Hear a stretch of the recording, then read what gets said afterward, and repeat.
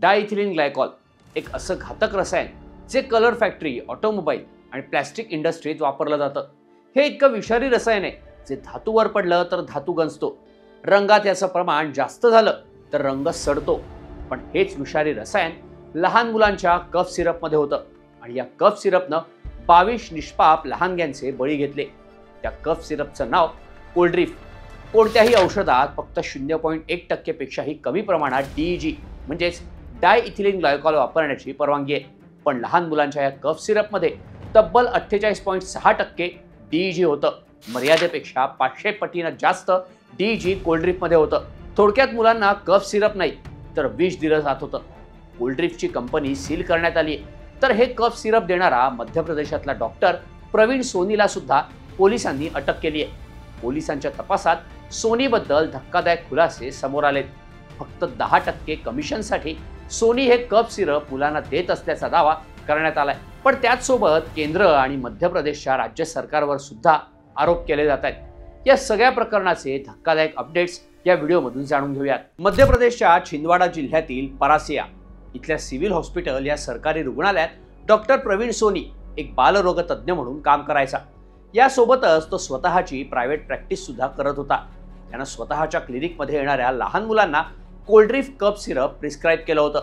या कफ सिरपमुळे मुलांना प्रचंड ताप भरला, त्यांच्या किडनीवर परिणाम झाला आणि त्यातच ती दगावली. आत्तापर्यंत तब्बल 22 मुलांचा मृत्यू झाल्याचं सांगण्यात आलंय. यातली सर्वाधिक मुलं ही 5 वर्षांपेक्षा कमी वयाची असल्याचं सांगण्यात येत आहे. पण हे कफ सिरप प्रिस्क्राईब करणाऱ्या डॉक्टर प्रवीण सोनीची सरकारी डॉक्टर म्हणून हकालपट्टी करण्यात आली. त्याला 6 ऑक्टोबरला पोलिसांनी अटक केली. त्यावेळी त्यानं आपला यात काहीही दोष नसल्याचं सांगितलं होतं. मी गेल्या 35 ते 40 वर्षांपासून प्रॅक्टिस करतोय. मी या कंपनीची औषधं गेल्या 10 वर्षांपासून मुलांना देतोय. औषधांच्या गुणवत्तेबद्दल आम्हाला काहीही माहिती नसते, असं डॉक्टर सोनीनं अटकेनंतर माध्यमांना सांगितलं होतं. सोनीनं सत्र न्यायालयात आपल्या जामिनासाठी अर्ज केला होता. यावर सुनावणी झाली. औषधांच्या गुणवत्तेची सगळी जबाबदारी ही औषध प्रशासनाची आहे. त्यासाठी डॉक्टरांना दोषी ठरवणं चुकीचं असल्याचा दावा सोनीच्या वकिलांनी कोर्टात केला. पण त्याचवेळी पोलिसांकडून कोर्टात एक धक्कादायक दावा करण्यात आला.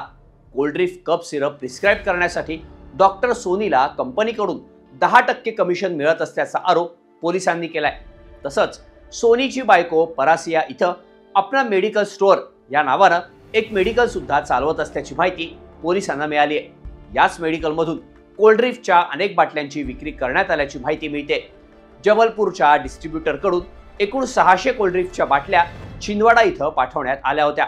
या 600 बाटल्यांपैकी 400 बाटल्या पोलिसांनी जप्त केल्या असून उरलेल्या 200 बाटल्यांचा शोध घेतला जातोय.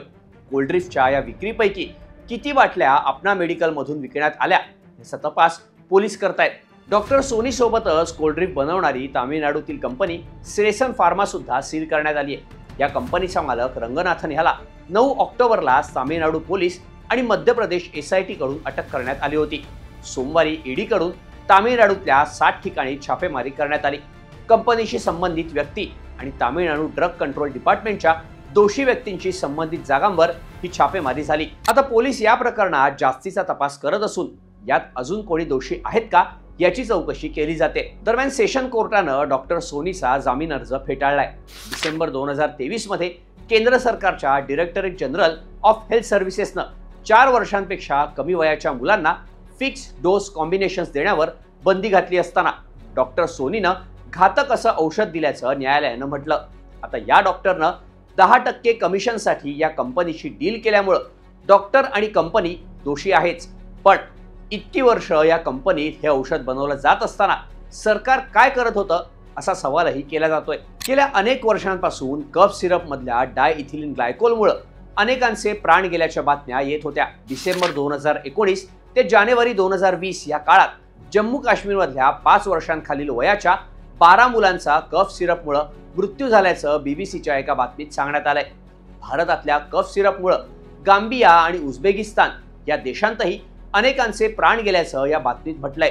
मग याकडं केंद्र सरकारचं, आरोग्य मंत्रालयाचं आणि स्थानिक राज्य सरकारनं दुर्लक्ष केलं का असे सवाल आता केले जात आहेत.